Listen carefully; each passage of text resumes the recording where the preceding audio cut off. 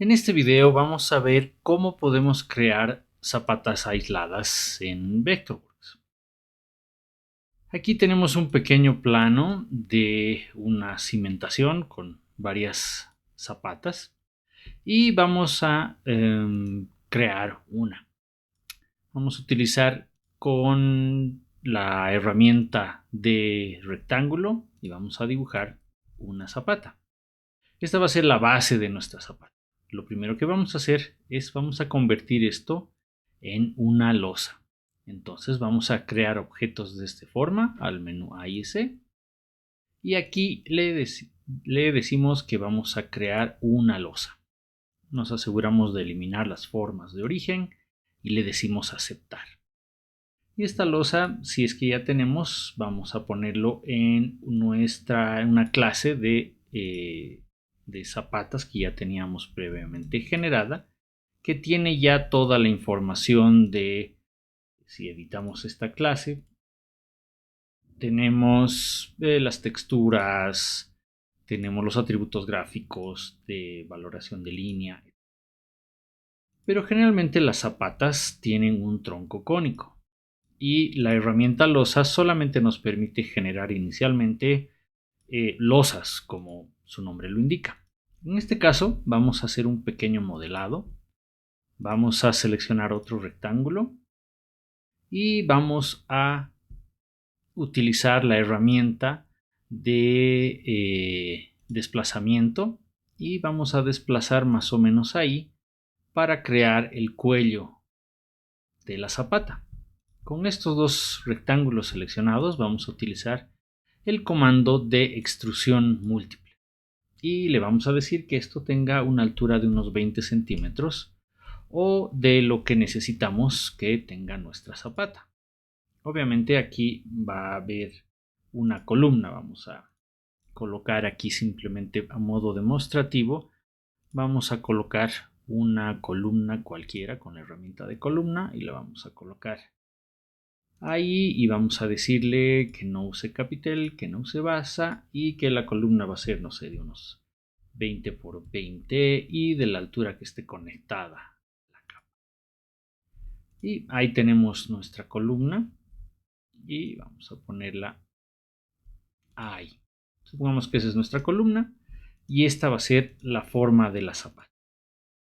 Lo que yo tengo que hacer es, para que sea un solo objeto, selecciono ambos objetos y voy a hacerle clic derecho y le voy a decir agregar objeto 3D a losa.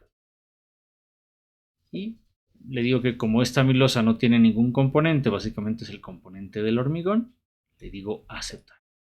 Y ahí ya tengo un objeto de losa que funciona como si fuese una zapata.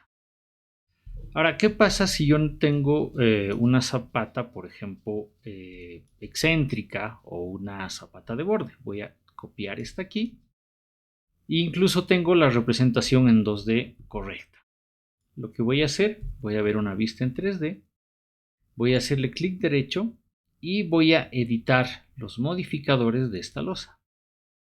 En este caso el modificador viene a ser la extrusión múltiple que habíamos creado y vamos a editar nuestra extrusión múltiple y simple y llanamente muevo, digamos que va a ser una zapata de borde ahí, excéntrica, y salgo de las modificaciones y ya tengo la zapata generada. La voy a alinear correctamente.